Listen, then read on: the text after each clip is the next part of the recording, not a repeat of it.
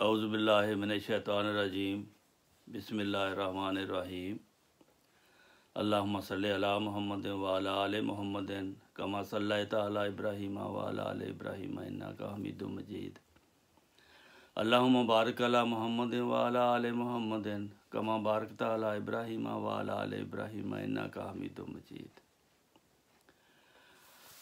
عزیزو، میں ایک اہم بات آپ کے ساتھ آج کرنا چاہتا ہوں۔ کسی بزرگ نے اپنے شاگرد کو جب اس نے پورا علم حاصل کر لیا، اس نے پوچھا اپنے استاد سے، استاد جی کوئی مجھے نصیحت کر دو۔ تو استاد جی نے کہا بیٹا بس یہی نصیحت ہے کہ خدا بننے کی کوشش نہ کرنا، باقی دنیا میں تم جو نیکیاں کرو وہ آپ کی ہیں، لیکن خدا نہ بننا۔ کہ اس سے یہ مطلب نکلتا ہے کہ خدا تعالیٰ کو اگر کوئی جھوٹا نبی ہونے کا دعویٰ کر دے، وہ ہوتا تو ظالم ہے، لیکن اگر کوئی خدائی کا دعویٰ کر دے، وہ خدا تعالیٰ کے اختیارات اپنے ہاتھ میں لے لے۔ یہ دونوں چیزیں ایسی ہیں اللہ تعالیٰ کو سخت ناپسند ہیں۔ میں سورہ جن کی تلاوت کر رہا تھا تو آیت آ گئی وَأَنَّ الْمَسَاجِدَ لِلَّهِ فَلَا تَدْعُوا مَعَ اللَّهِ أَحَدًا، کہ یقیناً مسجدیں اللہ کے لیے ہیں، بس اللہ کے ساتھ کسی کو شریک نہ پکارو۔ اللہ کے ساتھ کوئی شریک، یہ اللہ تعالیٰ کو اپنا کوئی اس کا مقابلہ کرے، یہ اللہ تعالیٰ کو بھی قبول نہیں ہے۔ تو اس کا مطلب ہے کہ اس آیت سے یہ پتہ لگتا ہے کہ مسجدیں اللہ کی ہیں، لیکن یہاں ہمارے ملکوں میں مسجدیں یا سنیوں کی ہوتی ہیں یا وہابیوں کی ہوتی ہیں یا شیعوں کی ہوتی ہیں، یا بعض دفعہ لوگ اپنی مسجد بنا کر کہتے ہیں کہ یہ میری مسجد ہے، اس میں میری مرضی سے کوئی داخل ہوگا، لیکن اللہ تعالیٰ کو یہ بات ہرگز پسند نہیں ہے۔ پھر میں نے یہ غور کیا کہ پاکستان میں تو اگر کوئی مسجد کہہ دیتا ہے کہ یہ احمدیہ مسجد ہے، تو اس پر تو سارے اکٹھے ہو کر جپٹ پڑتے ہیں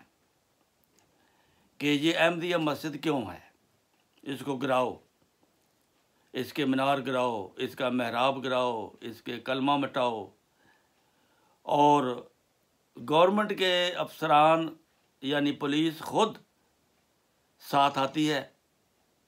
اور عوام کے ساتھ، ان شرپسندوں کے ساتھ ہو کر اس مسجد کو گراتی ہے جو اللہ کی مسجد ہے، اور اس کلمے کو مٹاتی ہے، لا الہ الا اللہ محمد رسول اللہ لکھا ہوتا ہے۔ اور مزے کی بات یہ ہے کہ وہ خود بھی وہی کلمہ پڑھتے ہیں جس کو وہ توڑتے ہیں۔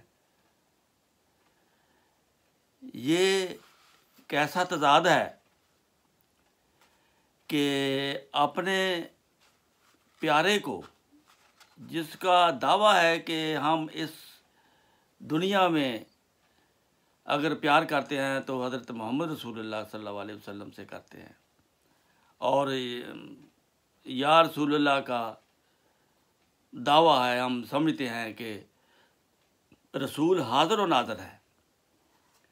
اور اسی رسول کا نام جو ہے اگر لکھا ہو اس کو وہ توڑتے ہیں، گراتے ہیں، گندی نالیوں میں گراتے ہیں، اس کی بے حرمتی کرتے ہیں۔ تو یہ کیا ہوگا؟ اس قوم کا کیا ہوگا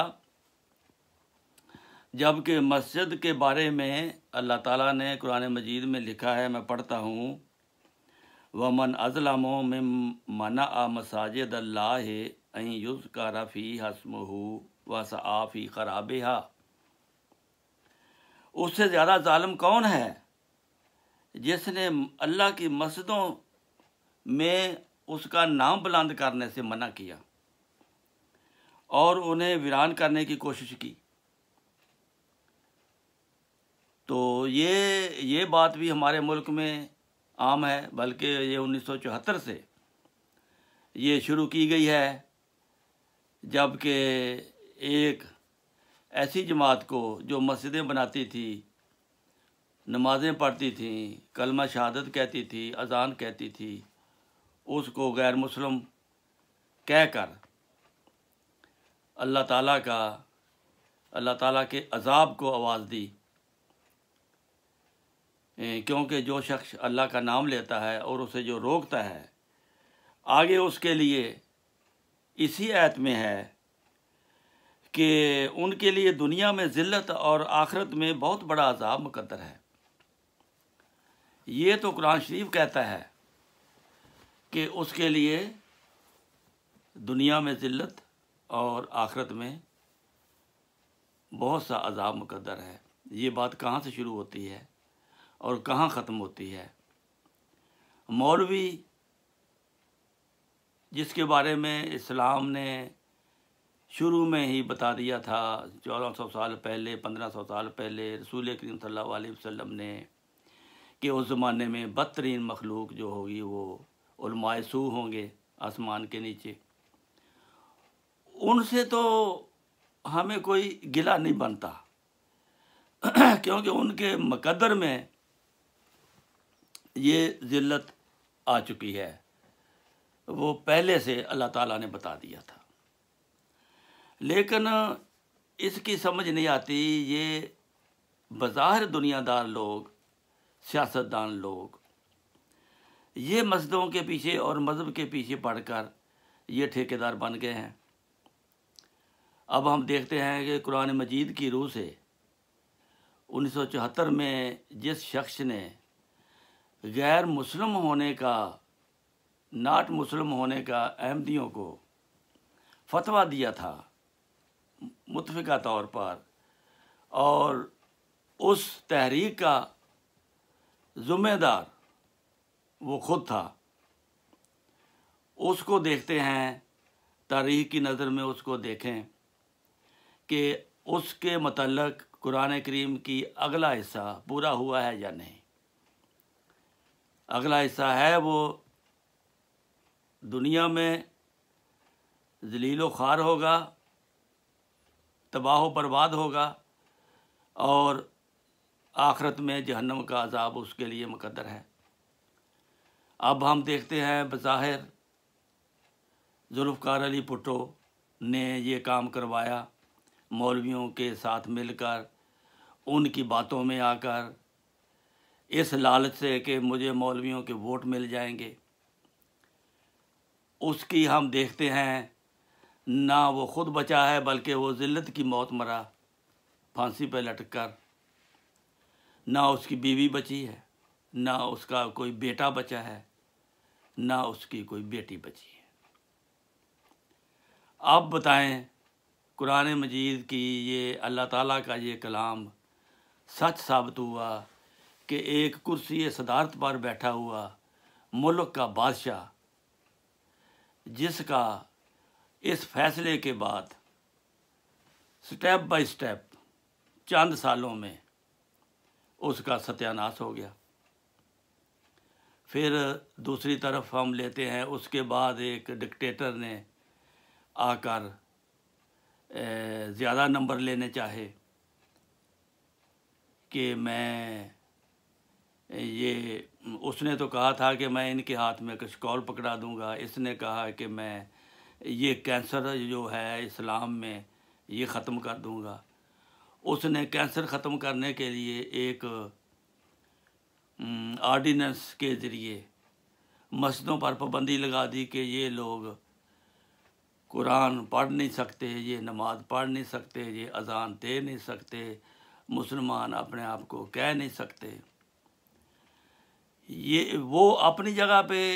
خدا بن گیا تھا اور یہ اپنی جگہ پہ خدا بن گیا ہے